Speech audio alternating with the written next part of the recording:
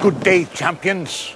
Gather round, please. Now, you've waited, you've wondered, and at last the moment has arrived. A moment only 4 of you can fully appreciate. Miss Delacour, if you will. The Welsh green. The Chinese fireball.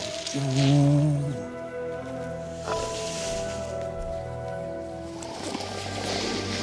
The Swedish short snout, which leaves the Hungarian horntail. Battle the dragon! Take that, Michael the dragon! Yeah, we like it down here because we can woolly mammoths. Get out! Get the out of here, Michael!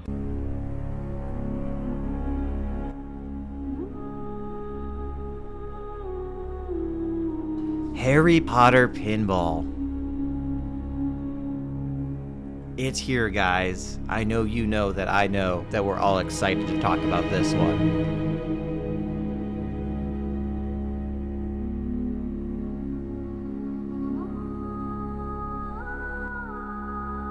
I'm a huge Harry Potter fan. I have lived and breathed this license since I was a kid. This is my #1 dream theme. Full stop.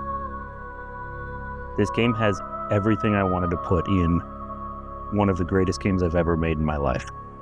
I want every person who walks up to this game to have the best Harry Potter experience they can. What's up, everyone? I am Johnny Pinball, and thank you for tuning into the Johnny Pinball Show. I want you to close your eyes for me. Think about Harry Potter Pinball.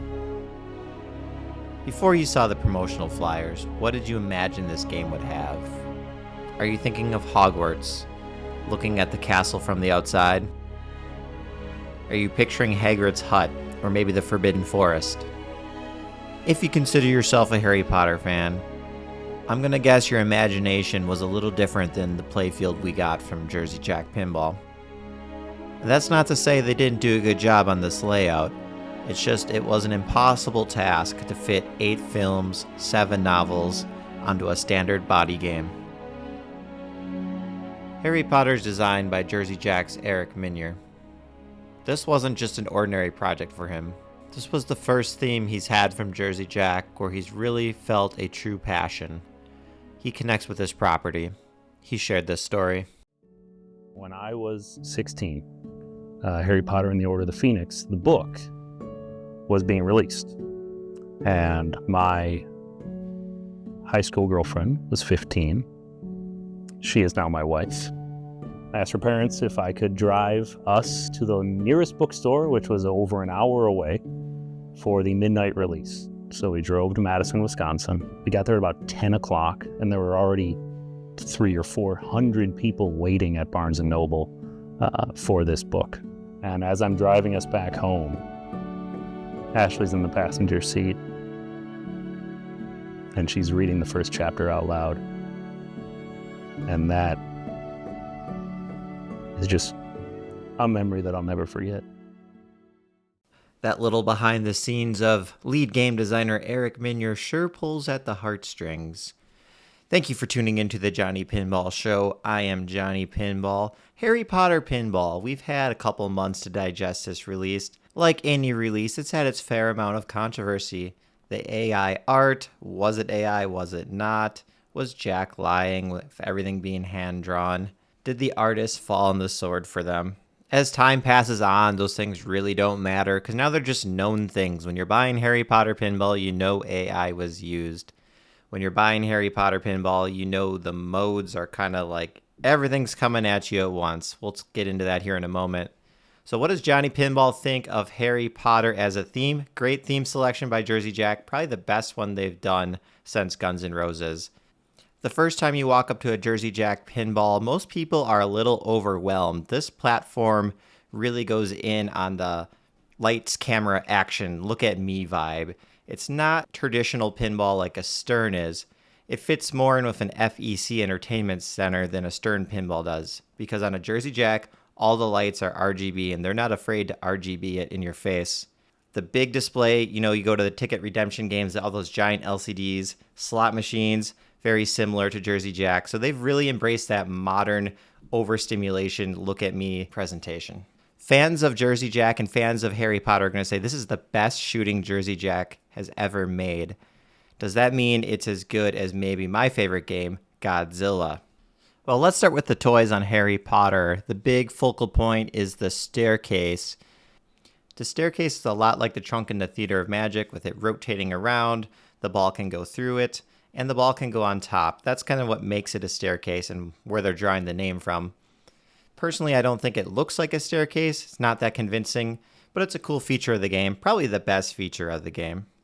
The other toys on the playfield are the drumsticks/wands that lead into the cauldron, similar to Guns N' Roses. And where they really missed the boat is the Death Eater Bash toy. I was thinking of P3 Multimorphic's Portal game, how they have the turret and the Reggie, where it rotates around. The Death Eater's head should rotate around and turn into Voldemort when you need to battle him, because Voldemort is nowhere to be found on this game except on the LCD screen. What a miss. Now, some people are going to say, what about the upper playfield? That's where you play Quidditch in Harry Potter. Yeah, it's there. You can get up onto it. It's kind of fun. You can loop around, but I don't think it's amazing. I think the Trunk Diverter is a better toy on the game than the upper playfield, but it does give you that sense of safety while you're up there. You're nowhere near danger. They do have a pop bumper with the blue Ford on top of it, so that's cool. That's where Jersey Jack kind of goes back to The Hobbit, goes back to the Wizard of Oz with their attention to detail there. But other than that, there aren't really any other toys on this game. There's an upper flipper, and there's an upper flipper on the upper playfield.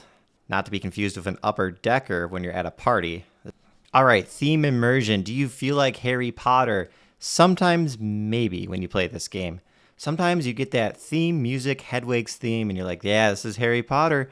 And then on the screen, you sometimes get movie clips, but they're in this tiny little box. You know, they're truncated. You're not getting the full 16:9 movie aspect ratio on that 27-inch monitor. You're getting an area smaller than a Stern LCD for the video clips. How disappointing.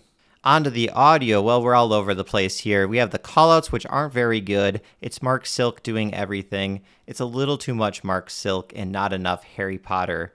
Not enough voice actors. They didn't hire any voice actors, actually, from the film to produce any callouts for this, and it shows. It's a letdown for me.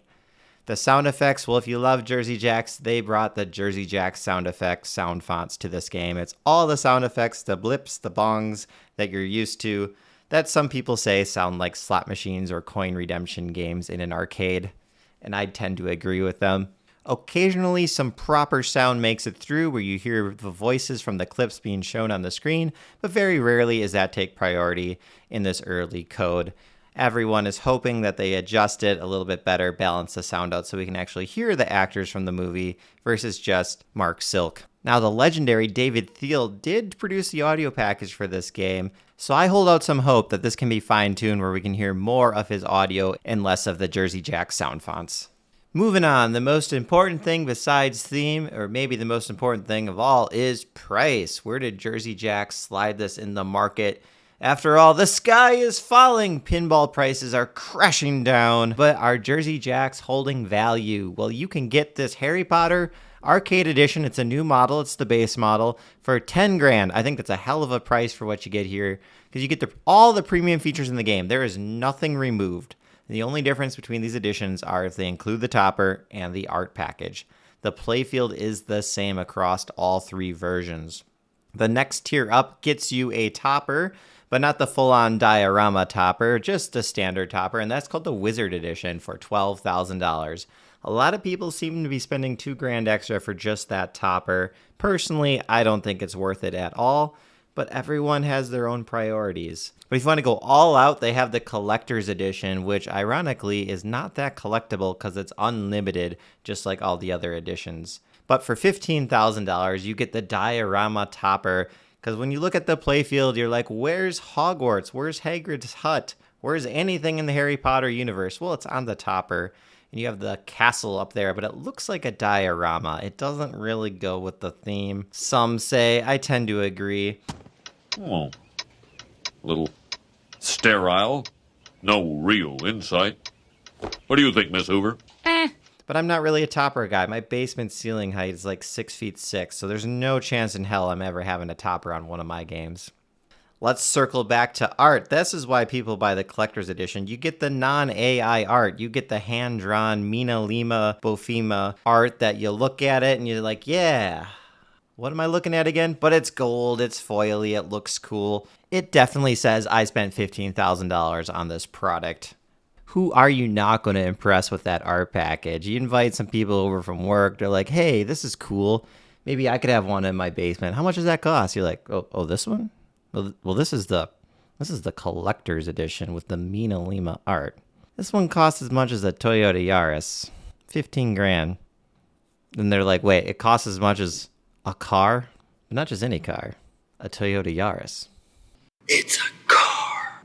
Do you feel the energy now? Do you notice a little more pep in my step? Well, it was a little somber watching Eric's video. It pulled at your heartstrings, made me reflect on life. And then I recorded that intro and all that stuff, and you heard it. You're just listening to it right now. And then I took a break and I had a banana, and boy, did that turn things around. This video is sponsored by bananas. It's BANANAS. We're talking about bananas, makes me think of King Kong. That's right, this game went up against Keith Elwin's King Kong. Is it Potter? Is it Kong? Is it Predator? What was the best game of the late spring releases? Well, I think this might be better than King Kong, only because it's Harry Potter, and I'm really being pulled in by the theme here. Predator, don't have much to say about that. We don't really know that game. It's probably not really out. It's out on paper only. So, is this the best shooting JJP game to date? I'm going to have to say no. I still think that's Elton John Pinball. The place I played Harry Potter at had Elton John. I went right to Harry Potter, and then I played Elton John, and I was having more fun on Elton John. I'm not a big Elton John fan, but that game is just A tier. Cream of the crop. What do you guys think out there in YouTube land? Is this the best shooting JJP? Let me know in the comments down below. Do you think this is better than King Kong or Predator? Also curious to that.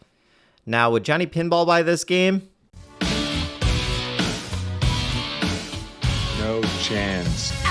I would not spend a dime out of your pocket until you see the game.